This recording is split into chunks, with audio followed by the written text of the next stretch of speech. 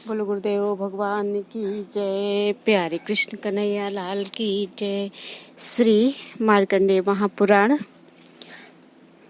अध्याय 94 पितृवर प्रदान नामक वर्णन। मार्कंडेय जी बोले, जब रुचि ने इस प्रकार स्तवन किया तब सहसा उनके निकट उच्छ्रित यानी उच्च शिखायुक्त और गगन व्यापक तेज प्रादुर्भूत हुआ।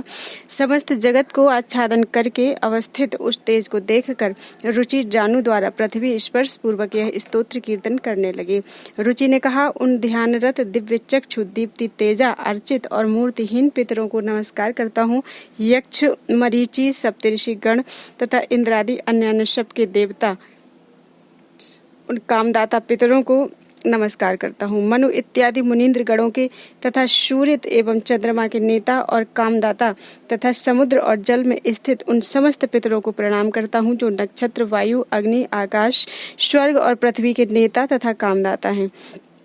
उन पितरों को कृतांजलि होकर अर्थात हाथ जोड़कर नमस्कार करता हूँ जो देवर्षियों के उत्पन्न करने वाले सर्वलोक नमस्कृत अक्षयत्व अर्थात अक्षय फल के दाता हैं। उन पितरों को सदा हाथ जोड़कर प्रणाम करता हूँ जो प्रजापतियों में कश्यप एवं सोम वरुण और योगेश्वर रूपी है। सदा हाथ जोड़कर मैं उन पितरों को नमस्कार करता हूँ जो सप्तलोक के मध्य सप्त गणों में स्थित है, उनको नमस्कार करता हूँ। और योग चक्षु स्वयंभू ब्रह्मा के स्वरूप उन पितरों को प्रणाम करता हूँ जो सोम के आधार योग मूर्तिधारी सोम रूपी और जगत के पिता हैं। उन पितरों को मैं नमस्कार करता हूँ। जिन अशेष पितरों से अग्नि सोम यह विश्व उत्पन्न है, उन अग्नि रूपी और अन्य पितरों को मैं नमस्कार करता हूँ जो तेजः स्थित होकर सोम सूर्याग्नि मूर्ति अवलंबन करने से जगत स्वरूपी और ब्रह्म स्वरूपी हैं। उन संपूर्ण योगी पितरों को मैं संयत मन होकर बारंबार नमस्कार करता हूँ। वह स्वधाभोजी पितृगण मेरे प्रति प्रसन्न हो।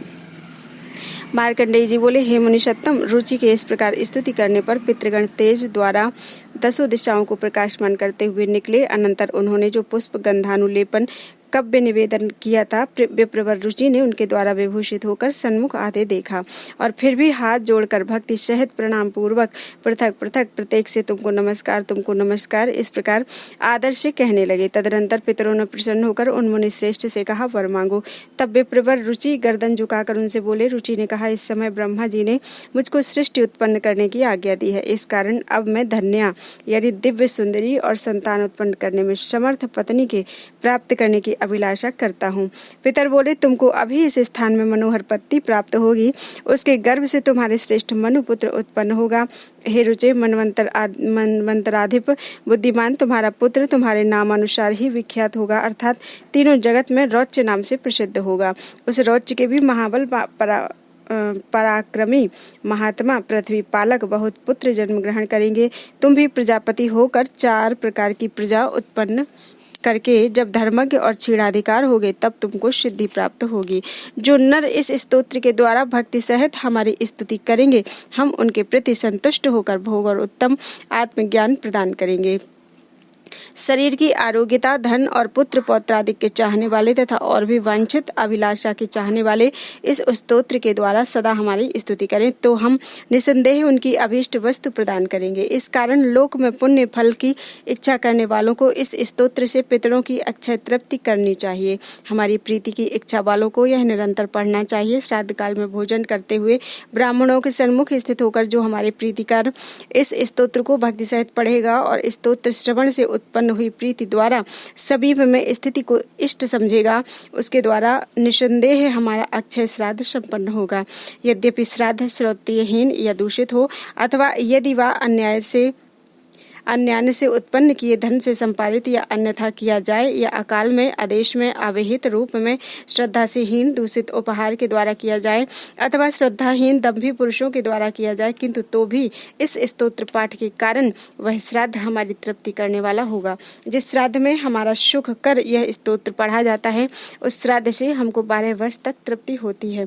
यह स्तोत्र हेमंत काल में हमको 12 वार्षिक तृप्ति प्रदान करता है। यह शुभ स्तोत्र शीतकाल में हमको 24 वर्ष पर्यंत तृप्ति प्रदान करता है।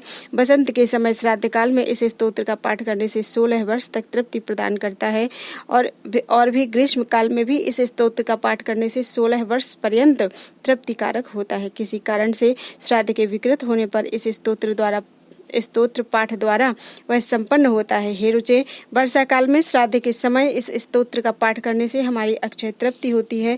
पुरुष यदि शरद काल में इस स्तोत्र का पाठ कर श्राद्धीय द्रव्य प्रदान करे तो 5-10 वर्ष पर्यंत हमारी तृप्ति होती है। जिस घर में यह स्तोत्र लिखा हुआ सदा रखा रहता है उस घर में श्राद्ध करने से हमारा सन्निधान होता है, अर्थात श्राद्ध के समय हम उस घर में उपस्थित होते हैं। इस कारण तुम श्राद्ध में भोजन करते हुए ब्राह्मणों के सन्मुख खड़े होकर हे महाभाग, हमारी पुष्टि का हेतु यह स्तोत्र सुनाओ।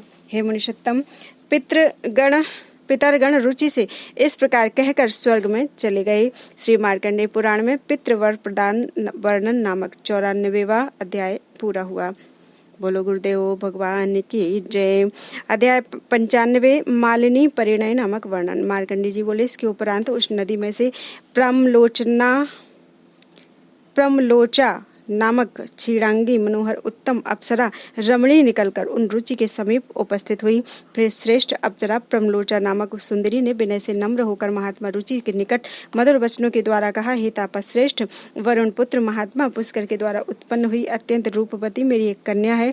मैं उस वरवर्णिनी को देती हूँ, आप उसको भार्या के लिए ग्रहण कीजिए। उसके गर्भ से तुम्हारा पुत्र मनु जन्म ग्रहण करेगा।